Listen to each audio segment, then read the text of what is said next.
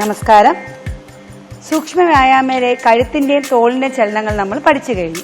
അപ്പോൾ നമുക്കിനി അടുത്ത ജോയിൻസിൻ്റെ ചലനങ്ങളിലേക്ക് പോകാം. ഈ ജോയിൻസിൻ്റെ ചലനം ചെയ്യുമ്പോൾ ചെറുതായിട്ടൊന്ന് ശ്രദ്ധിക്കണം. കാരണം നെഞ്ചിൻ്റെ ചലനമാണ് നമ്മൾ ചെയ്യുന്നത്. അപ്പോൾ നെഞ്ചിൻ്റെ ചലനം ചെയ്യുമ്പോൾ ഓരോ വ്യക്തികളും അവരുടെ പരിധിക്കനുസരിച്ച് മാത്രമേ കൈ അകത്താവൂ. നല്ല സ്പീഡിൽ ചെയ്യരുത്. നോർമൽ ശ്വാസത്തിൻ്റെ ഗതിയിൽ വേണം നമ്മൾ ഈ ചലനം ചെയ്യേണ്ടത്. അപ്പോൾ നെഞ്ചിൻ്റെ ചലനം എങ്ങനെയാണെന്ന് നമുക്ക് നോക്കാം. കൈ രണ്ടും നിങ്ങളുടെ തോളിന് സമമായിട്ട് വെക്കുക. കൈപ്പത്തി മുഷ്ടി ചുരുട്ടി വെക്കണം.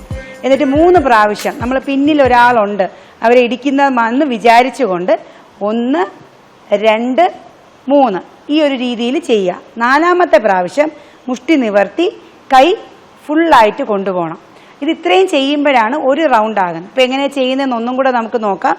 1, 2, 3 and 4 അങ്ങനെ ഒരു റൗണ്ടായി. നമുക്കൊരു 3 റൗണ്ട് ചെയ്യാം. 1, 2, 3, 4 1, 2, 3, 4 1, 2, 3, 4 അപ്പോൾ താഴ്ത്തി വയ്ക്കുക. അപ്പോൾ നമ്മളുടെ പരിധിക്ക് ഒരു സ്റ്റെപ്പ് എടുത്താണ് നമ്മൾ ഇത് ചെയ്തിരിക്കുന്നത് അല്ലേ.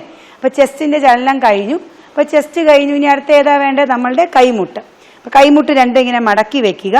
എന്നിട്ട് തോളിന് സമമായിട്ടേ കൈ നിവർത്താവും. അപ്പോൾ വെയിറ്റ് ഉള്ള ഒരു സാധനം നമ്മളുടെ കയ്യിൽ, ഡമ്പൽ പോലത്തെ ഒരു സാധനം കയ്യിലുണ്ടെന്ന് വിചാരിച്ചു കൊണ്ട് വേണം ചെയ്യാനായിട്ട്. അപ്പം അത്രയും പതുക്കെ വേണം കൈ നിവർത്താനും മടക്കാനും. ഓക്കെ, ഇങ്ങനെ നിവർത്തുക, മടക്കുക. മടക്കുമ്പോൾ കൈയിൻ്റെ മുട്ട് താഴെ നമ്മളുടെ ശരീരത്തിൻ്റെ 2 വശത്ത് വരണം. സ്ട്രെയിറ്റ് ചെയ്യുക, മടക്കുക, നിവർത്തുക, മടക്കുക, നിവർത്തുക, മടക്കുക.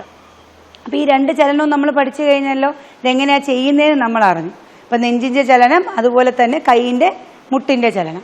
ഈ കൈമുട്ട് ചലനം ചെയ്യുമ്പോൾ എവിടെയൊക്കെ നമുക്ക് വലിവ് വന്നു എന്നും നമ്മൾ ശ്രദ്ധിക്കുക.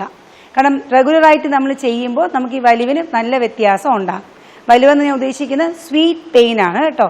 ഒരിക്കലും അതൊരു നിങ്ങളുടെ ദൈനംദിന ജീവിതത്തിനെ ബാധിക്കുന്ന വേദനയാണെങ്കിൽ അത് നിശ്ചയമായിട്ടും ആ പ്രാക്ടീസ് നമ്മൾ നിർത്തണം. ഓക്കെ, അപ്പോൾ ഇനി അടുത്ത ചലനവുമായിട്ട് നമുക്ക് നാളെ കാണാം. അപ്പോൾ അതിന് വരെ നമ്മൾ ഈ പഠിച്ചത് ഇത്രയും കാര്യങ്ങൾ റെഗുലറായിട്ട് രാവിലെ പ്രാക്ടീസ് ചെയ്യുക. നന്ദി, നമസ്കാരം.